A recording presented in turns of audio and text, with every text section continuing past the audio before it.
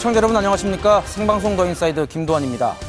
김학범 감독이 이끄는 올림픽 축구대표팀이 조금 전 열린 뉴질랜드와의 경기에서 아쉽게 패배했습니다. 내일부터 열리는 도쿄올림픽 개막을 하루 앞두고 열린 첫 공식 경기이기에 많은 관심과 기대가 쏟아졌는데요.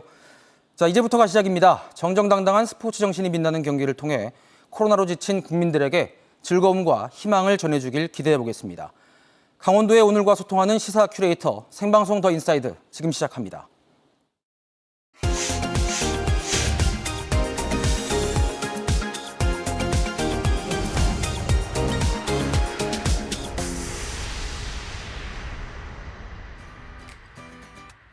오늘 하루를 뜨겁게 달군 사건, 사고부터 놓치지 말아야 할 주요 뉴스를 한눈에 정리해드리는 오늘의 뉴스캐스터 서희원입니다. 강원도 청사의 춘천 건립이 확정됐습니다. 강원도에 따르면 타 지역으로의 도청 소재지 이전은 없으며 다음 달 17일 발표될 용역에서도 신축에 대한 타당성과 춘천 지역 내 이전 후보지에 대한 내용만 담을 예정이라고 밝혔는데요. 용역 결과에 따라 춘천 지역 내 신축 이전은 물론 재원 상황을 토대로 백지화 등에 대한 최종 결정이 내려질 전망입니다. 강원도 상반기 수출액이 사상 첫 12억 원을 돌파하면서 역대 1위를 기록했습니다.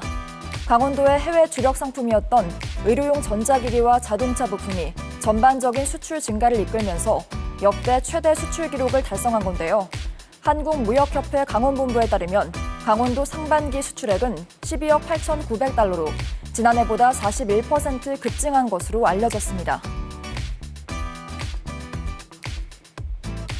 강원도교육청이 무증상자 조기 발견으로 교육 현장의 감염 확산을 방지하기 위해 학교로 찾아가는 선제적 PCR 검사를 실시합니다. 오는 28일부터 교육지원청이 선정한 춘천 지역의 학교를 대상으로 2주에서 3주 동안 찾아가는 선제적 진단검사를 실시할 계획인데요.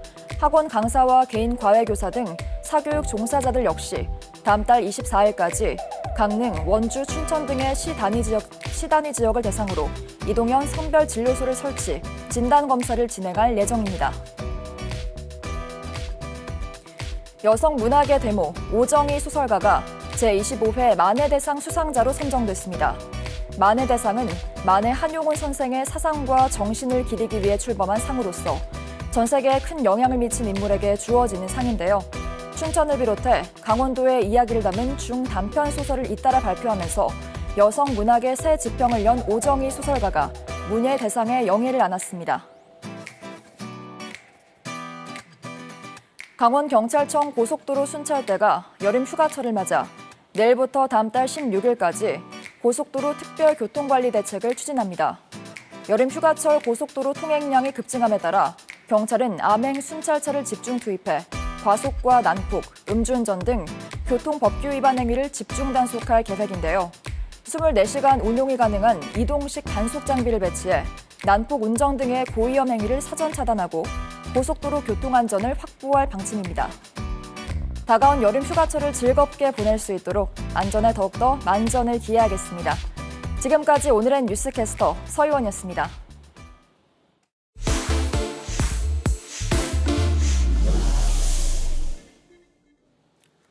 네, 조금 전까지 축구 중계 보신 분들 많으실 텐데 좀 결과는 아쉽게 됐습니다만 어쨌든 올림픽 소식부터 한번 알아보고 시작하겠습니다. 최경식 기자. 네, 어쨌든 우여곡절 끝에 진짜 내일 도쿄올림픽이 개막을 합니다. 그렇죠?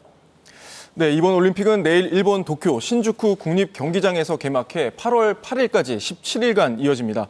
우리나라는 29개 종목에 선수 232명을 파견해 금메달 7개 이상을 획득하겠다는 각오인데요. 메달 순위 종합 10위 안에 든다는 목표입니다. 참고로 2016년 브라질 리우 올림픽에서는 우리나라가 금메달 9개를 따내 종합 순위 8위에 오른 바 있습니다. 조금 전 끝난 남자 축구 B조 첫 경기에서는 우리나라가 뉴질랜드에게 0대1로 아쉽게 패했습니다. 개막 다음 날인 모레부터는 사격과 양궁, 태권도, 펜싱 등에서 본격적인 금메달 사냥에 나설 예정입니다. 여러 가지로 초유의 올림픽이라고 볼 수 있겠어요. 1년 연기되기도 했고 팬데믹 상황이기도 하고 또 우리 입장에서 보자면 최근에 이제 한일 관계가 아주 경색돼 있으니까 좀 분위기가 좀 어수선한 것 같긴 합니다. 네, 맞습니다. 문재인 대통령의 일본 방문과 한일 정상회담도 최종 무산됐는데요. 일본의 독도 영유권 주장과 최근 주한 일본 대사관 총괄공사의 망언이 파문을 일으키면서 영향을 끼친 것으로 보입니다.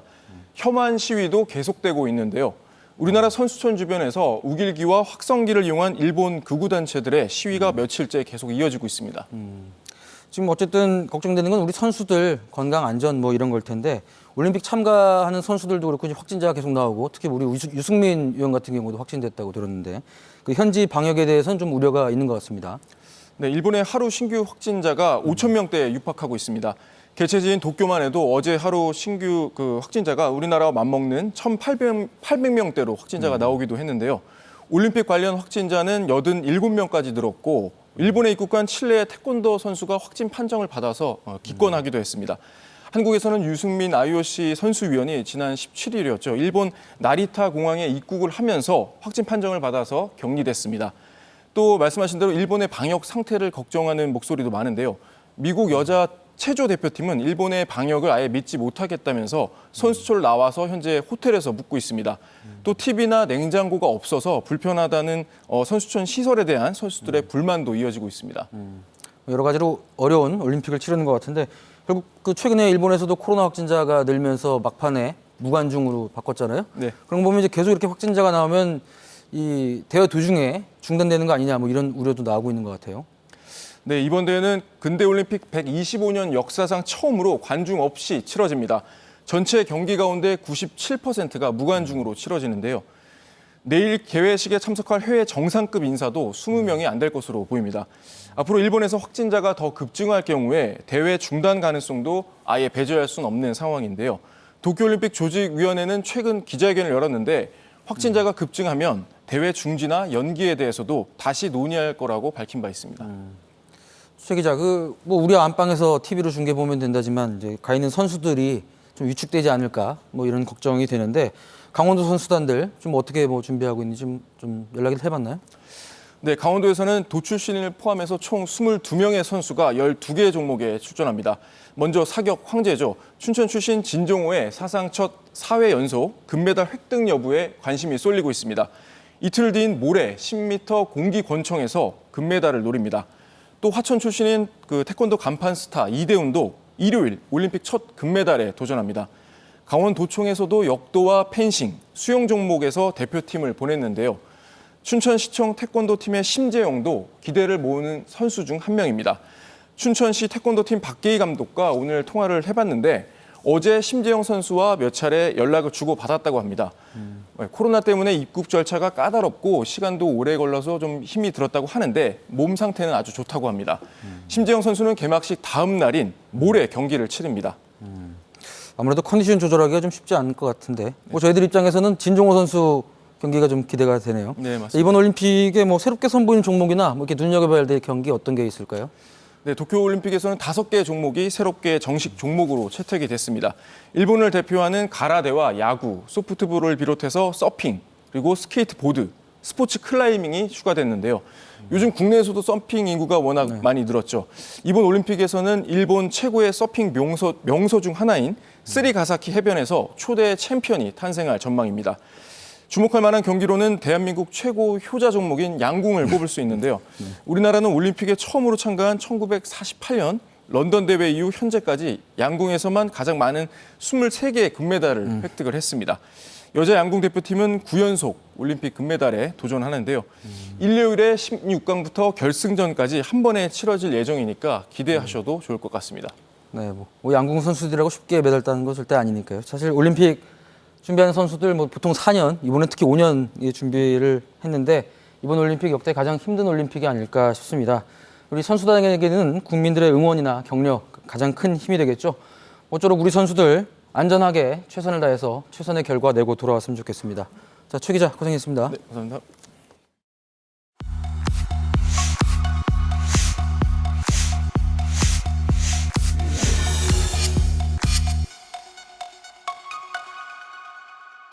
바이오 산업, 아마 많은 분들이 공감을 하시겠지만 홍천의 국가 항체 클러스터가 균형 발전이라는 큰 명제 속에도 면역 치료제에 집중화된 바이오 산업은 기술 융합을 통해서 신기술과 산업, 곁들여지는 그런 도시가 된다고 생각을 합니다. 춘천 지역에 제공할 수 있다라고 하면 춘천 지역에 있는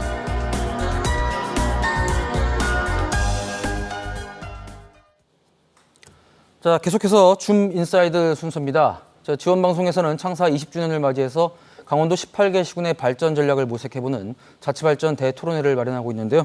자, 오늘은 홍천군 토론회에서 나온 얘기 한번 나눠보겠습니다. 허필용 군수님 나오셨습니다. 안녕하세요. 네, 안녕하세요. 네. 사실 군수님이랑 용문 홍천간철도 이야기는 우리 인사이드에서도 많이 얘기를 했는데 네, 그만큼 뭐 그렇습니다. 중요한 네. 현안이기도 하니까요. 이 4차 철도망 구축 계획에 반영이 됐죠? 네, 그렇습니다. 1단계 홍천 군민의 수건을 이루었습니다. 지난 7월 5일 날 제4차 국가철도망 구축 계획에 반영이 됐고요. 전체 44개 노선이 확정이 됐는데 그중에서 비수도권 광역철도가 11개 확정됐고 그중에 우리 용문 홍천이 확정이 됐습니다. 우리 홍천 군민과 그리고 강원도 또 국회, 국토교통부 또 그 밖에 다른 기관에서도 많이 도와주셨고요. 이 자리를 빌어서 정말 감사의 인사를 드립니다. 용문 홍천 구간은 34.1km 정도 되고요. 그리고 그 건설에는 한 8,500억 원 정도 예산이 소요될 것입니다. 그리고 용산, 청량리, 양평, 용문으로 이어지는 노선이 되겠고요. 광역 전철 노선입니다. 그리고 홍천선이 건설되면 홍천까지 35분대, 수도권에서는 네. 1시간대에 도착할 수 있기 때문에 우리 홍천군과 또 강원도가 수도권으로 편입되는 그런 소중한 기회가 됐다고 생각을 합니다. 뭐 물론 축하할 만한 일인데 사실 이렇게 오해할 수가 있거든요. 국가철도망 계획이 반영되면 뭐다 끝난 것처럼 생각하실 수도 있는데 사실 그렇지는 않잖아요. 할 일이 아주 많죠. 예. 네. 예. 사실 그 4차 국가철도망 구축에 반영됐을 때처럼 처음부터 다시 노력을 시작을 하고 있습니다. 가장 중요한 부분이 예비 타당성 조사부터 이제 시작이 됩니다. 우리 홍천 군민들은 그동안 진행되었던 상황에서 안타까움이 있었기 때문에 예비 타당성 조사 면제를 요구하는 그런 목소리도 있습니다. 그렇지만 예타 면제가 현실적으로 쉬운 부분이 아니기 때문에 정식적인 절차에 의해서 예비 타당성 조사를 이제 통과하려고 준비를 하고 있습니다. 그래서 우리 군에서는 7월 1일자로 TF팀을 구성을 해서 좀 더 체계적이고 짜임새 있는 그런 노력을 해나가고 있고요. 정말 다행스러운 것은 최근에 예비 타당성 조사 부분별 표준 지침이 개정되면서 비수도권의 SOC 사업에 관련돼서는 기존에 경제성을 높이 했었는데 경제성의 비중은 상당히 낮추고 국가 균형 발전 차원의 비중을 높이는 그런 흐름이 있기 때문에 상당히 기대를 걸고 있고 예타를 통과할 수 있도록 최선의 노력을 다하고 있습니다. 분위기는 뭐 참 점점 좋은 것 같은데요, 그렇죠? 네, 그렇습니다. 네, 우리 네. 국민 여러분들, 홍천 군민께서도 최근에 뭐 서명 운동도 하고 이렇게 조기 착공을 위해서 네. 힘을 보태주고 계신 것 같은데 네, 그런 건 그렇습니다. 아마 뭐 홍천선이 이제 지역에 미칠 경제적 파급 효과 이런 데에 대한 기대감이 워낙 크기 때문이겠죠, 우리 국민 네, 여러분들께서. 그렇습니다. 네. 홍천철도는 100년 넘는 우리 군민의 염원이고 수많은 굴곡과 어려움이 있었던 노선입니다. 그리고 실제로 기차 한번 타보지 못하신 우리 국민들도 이제 많이 계시고요. 정말 안타까운 일이 아닐 수가 없습니다. 그래서 지금까지의 아픔을 되풀이하면 안 된다는 생각 가지고 우리 국민들께서도 지금 서명운동을 다 벌이고 있습니다. 그 서명운동의 내용은 조기 착공을 위해서 균형 발전의 비중을 좀 높여달라라는 서명운동을 하고 있고요. 우리 홍천군의 미래 성장 동력으로 우리 홍천군의 발전과 국민의 행복과 직결되는 그런 노선이라고 생각이 됩니다. 그리고 경제 효과도 정말 상당히 높은데요. 강원도와 강원연구원의 자료에 의하면 경제 효과가 한 2조 원 정도 된다고 합니다. 그리고 생산 유발 효과가 1조 5,800억 원 정도 되고요. 그리고 부가가치 유발 효과가 6,400억 원 정도 됩니다. 그리고 고용 유발 효과도 한 13,000명 정도 되기 때문에 아마 우리 홍천군 발전에 커다란 그런 노선이 될 수 있을 거라고 생각합니다. 네.